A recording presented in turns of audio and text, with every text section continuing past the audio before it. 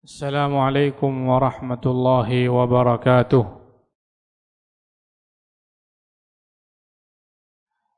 إن الحمد لله نحمده ونستعينه ونستغفره ونعوذ بالله من شرور أنفسنا وسيئات أعمالنا.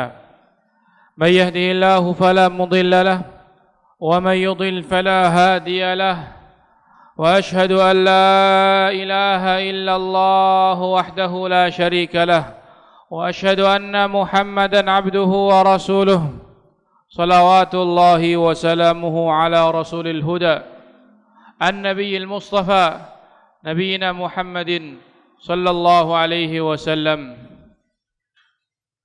قال تعالى في القرآن الكريم: أعوذ بالله من الشيطان الرجيم: يا أيها الذين آمنوا اتقوا الله حق تقاته ولا تموتن إلا وأنتم مسلمون. وقال: يا أيها الناس اتقوا ربكم الذي خلقكم من نفس واحدة وخلق منها زوجها وبث منهما رجالا كثيرا ونساء واتقوا الله الذي تساءلون به والأرحام إن الله كان عليكم رقيبا. وقال تعالى: يا أيها الذين آمنوا اتقوا الله وقولوا قولا سديدا يصلح لكم أعمالكم ويغفر لكم ذنوبكم ومن يطع الله ورسوله فقد فاز فوزا عظيما.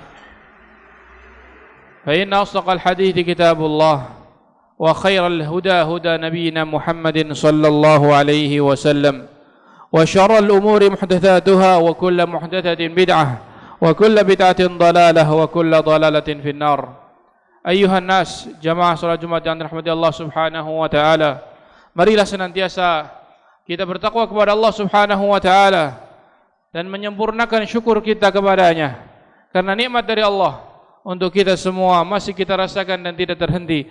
Wa in ta'uddu ni'matallahi la tuhsuha. Apabila kita ingin menghitung nikmat Allah, tidak akan sanggup kita mengaudit semuanya. Kaum muslimin rahimani wa rahimakumullahu jami'an, adalah kitab yang kita kenal, Al-Quran yang mulia, ucapan Tuhan kita yang tinggi, yang agung, yang mulia. Di dalamnya ada pedoman dalam kehidupan kita agar terhindar dari kesalahan dan kesesatan.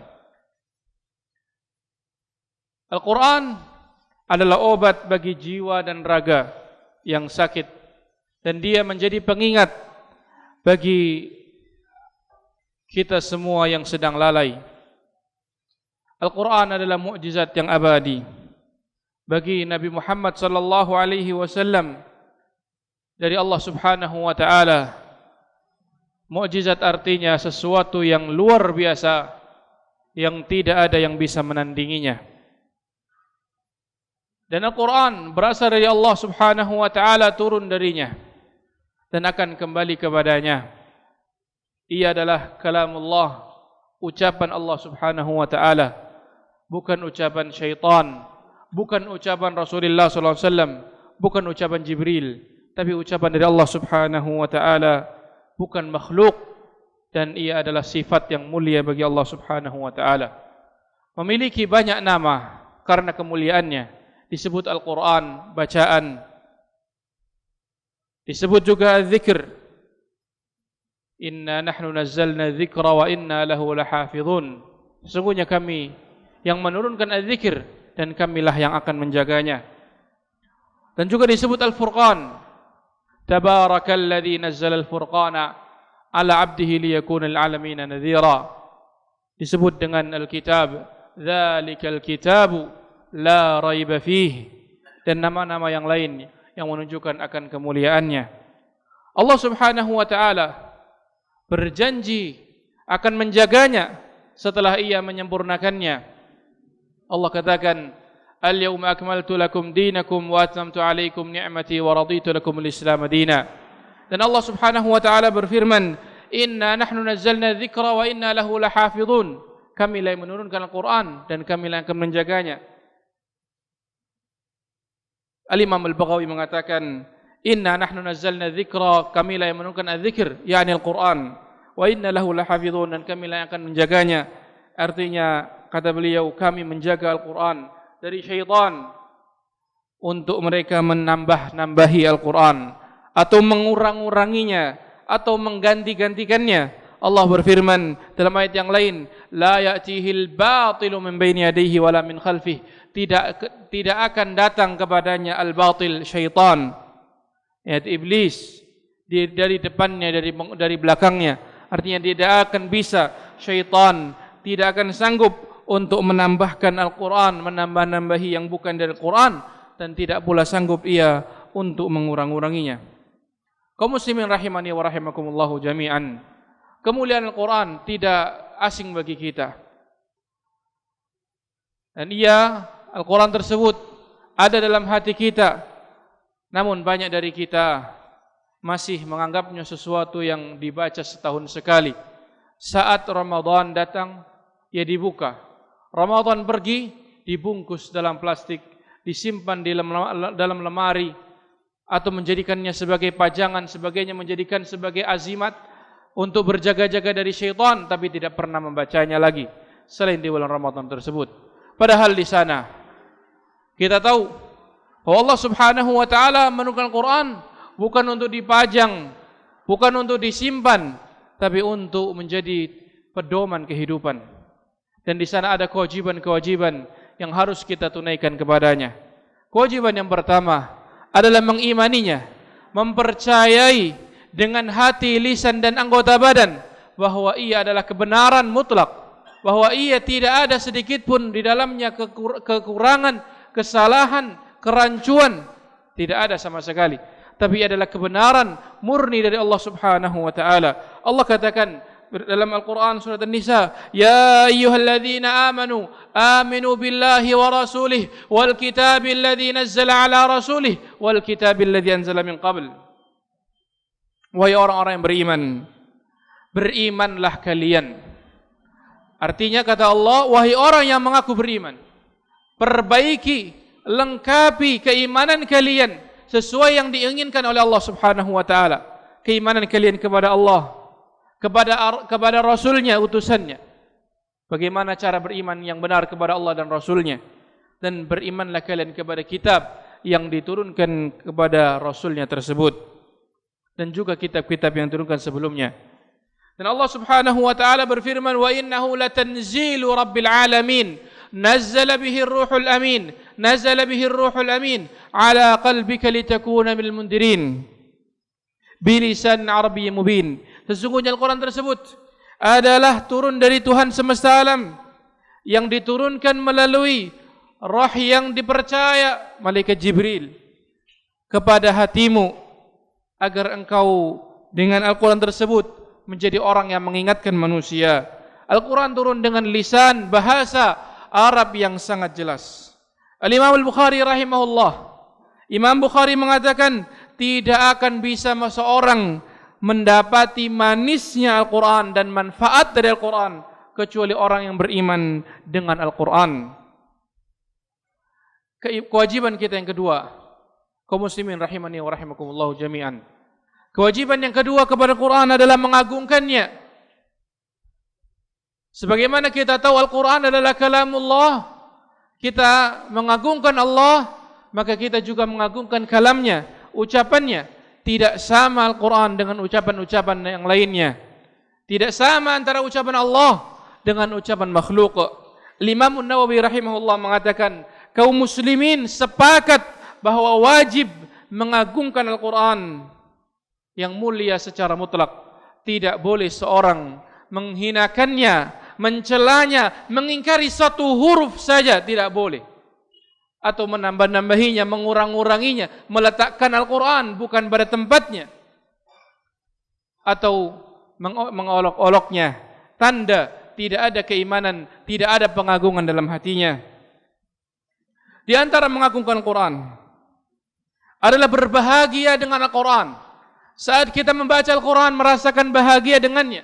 Saat kita mendengar orang membacanya, kita mendengarkannya, berbahagia dengannya. Allah Subhanahu wa taala berfirman, "Ya ayuhan nas, wahai manusia, qad ja'akum mau'izah, telah datang kepada kalian peringatan min rabbikum, dari Tuhan kalian, wa shifaa'un lima fis sudur, obat dalam hati kalian, obat yang mengobati hati-hati kalian, wa hudan, petunjuk dan rahmat bagi orang-orang yang beriman, wa huda wa rahmatul lil mu'minin." Qul bi fadlillahi wa bi rahmatih. Kemudian kata Allah lanjutannya, katakanlah dengan anugerah Allah tersebut, wa bi rahmatihi, dan rahmatnya, fa bidzalik, dengan hal itu, falyafrahu, hendaklah mereka berbahagia, huwa khairum mimma yajma'un, itu lebih baik dari apa yang mereka kumpulkan dari harta.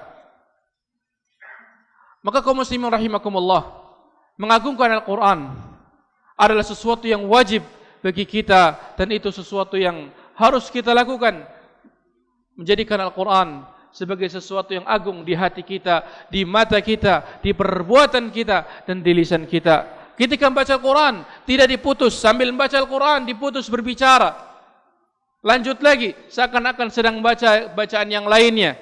Ketika mendengar Al-Quran, sambil mendengar yang lainnya, sambil sibuk dengan yang lainnya. Mendengar Al-Quran sambil mendengarkan HP, atau menjadikan Al-Quran sebagai dongeng sebelum tidur, merupakan sesuatu yang berlawanan dengan mengagungkan Al-Quran.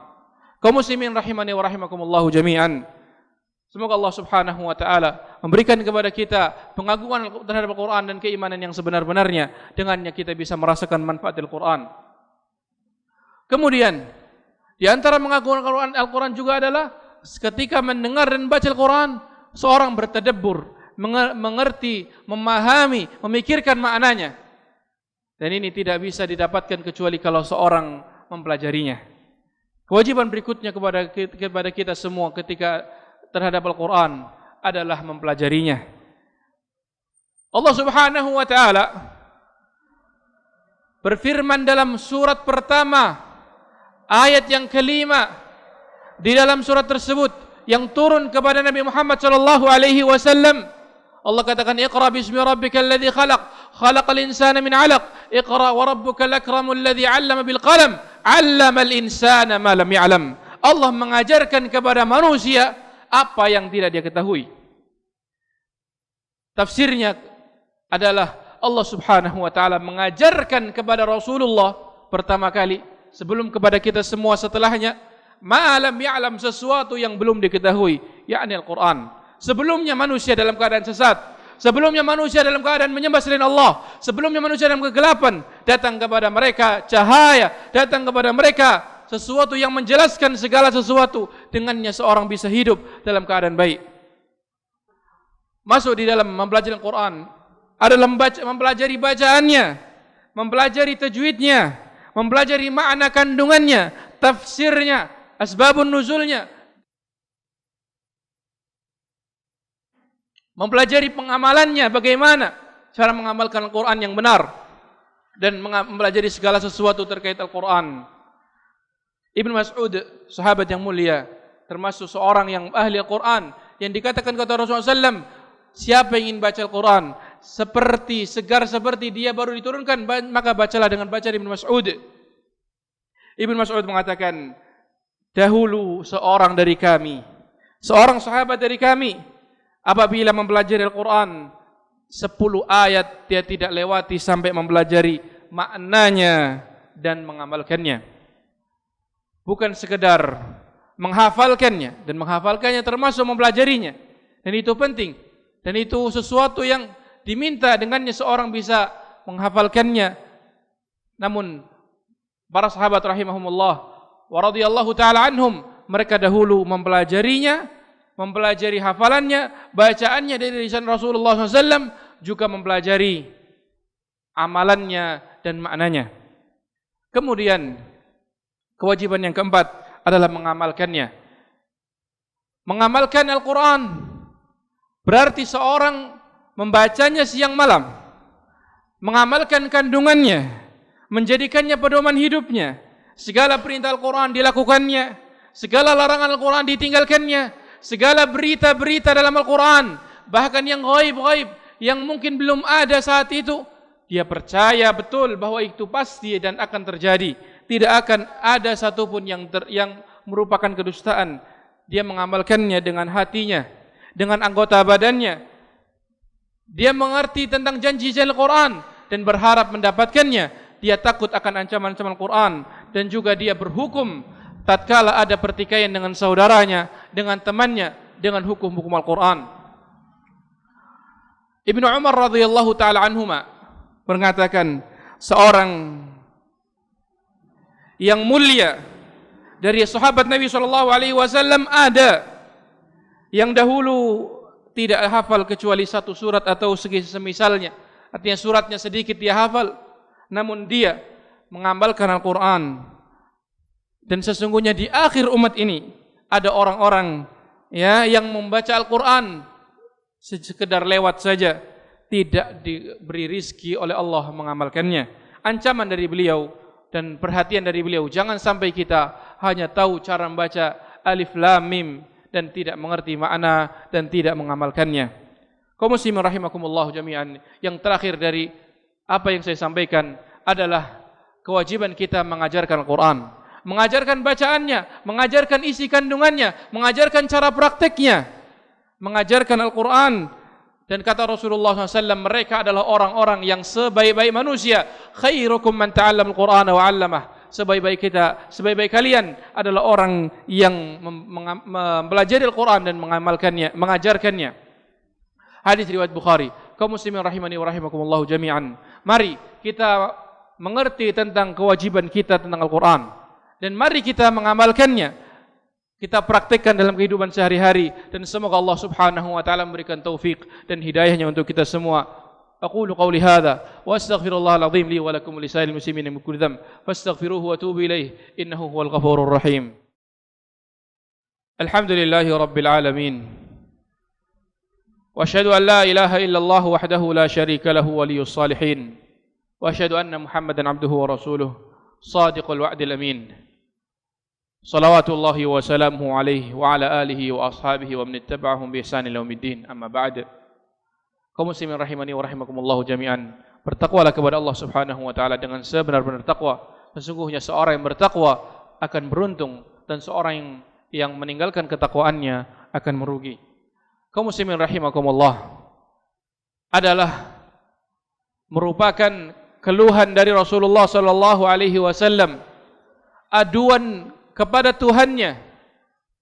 Kata Rasulullah sallallahu alaihi wasallam, beliau mengadukan kepada Tuhannya, dan itu diceritakan oleh Allah Subhanahu wa taala, disebutkan dalam Al-Qur'an, surat Al-Furqan ayat 30.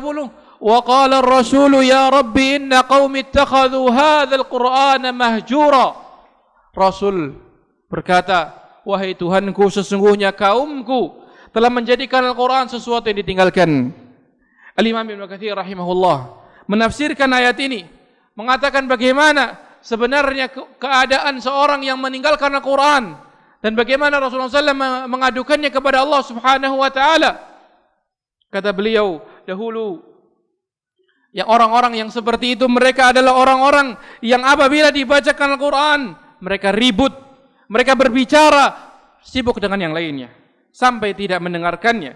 Itulah meninggalkan Al-Quran, meninggalkan amalnya, meninggalkan menghafalnya juga termasuk meninggalkannya. Kata beliau, meninggalkan mengimaninya, mempercayai isi kandungannya, juga termasuk meninggalkan Al-Quran, meninggalkan mentadaburi maknanya, memikirkan, memahaminya, juga termasuk meninggalkan Al-Quran, meninggalkan mengamalkannya dan menjalankan perintah-perintahnya, menjauhi larangannya, menjalankan perintahnya, ditinggalkan, menjauhi larangannya malah diamalkan, juga termasuk meninggalkannya. Dan juga termasuk adalah berpaling dari Al-Quran kepada selain Al-Quran, lebih sibuk dengan lagu-lagu, dengan syair-syair, dengan musik-musik atau ucapan yang lainnya, dari selain Al-Quran, juga termasuk meninggalkan Al-Quran. Kata beliau, maka kita meminta kepada Allah yang maha mulia, yang maha pemberi, yang maha mampu atas segala sesuatu, untuk menjadikan kita ikhlas kepada Allah Subhanahu wa taala, dan meloloskan kita dari sesuatu yang membuatnya murka. Semoga Allah Subhanahu wa taala menjadikan kita orang-orang yang dipergunakan oleh Allah dalam hal-hal yang Dia ridhai, dan termasuk orang-orang yang menjaga, menghafalkan Al-Quran dan memahaminya, menjalankan perintah-perintahnya setiap pagi dan sore, dan sesuai dengan apa yang Allah Subhanahu wa taala ridhai dan Allah cintai. Sesungguhnya Dia maha mulia dan maha pemberi. Kaum muslimin rahimakumullah, ini kalimat Ibnu Katsir rahimahullah tentang apa saja yang membuat seorang termasuk meninggalkan Al-Quran dari hal-hal tersebut yang sudah kita sebutkan. Semoga kita terhindar dari itu semua. Inna Allah wa malaikatahu yusalluna ala nabi ya ayyuhalladzina amanu sallu alaihi wa sallimu taslima. Allahumma salli ala Muhammad wa ala ali Muhammad kama sallaita ala Ibrahim wa ala ali Ibrahim innaka Hamidum Majid. Allahumma barik ala Muhammad wa ala ali Muhammad kama barakta ala Ibrahim wa ala ali Ibrahim innaka Hamidum Majid. Allahumma ighfir lil muslimin wal muslimat wa mu'minin wal mu'minat al-ahya'i minhum wal amwat innaka sami'un qaribun mujibud da'awat. Rabbana ighfir lana dhunubana wa israfana fi amrina wa thabbit aqdamana wa ansurna al-qawmil kafirin. اللهم اجعل القرآن ربيع قلوبنا ونور صدورنا وجلاء أحزاننا وذهب همومنا وغممنا يا أرحم الراحمين. اللهم اجعلنا ممن يتلوه آناء الليل وأطراف النهار على الوجه الذي يرضيك عنا. اللهم اجعل القرآن شفيعا لنا لا علينا إنك أنت السميع قريب مجيب دعوات. ربنا اغفر لنا والإخوان الذين سبقونا بالإيمان ولا تجعل في قلوبنا غلا الذين آمنوا ربنا إنك رؤوف رحيم. وأقم الصلاة.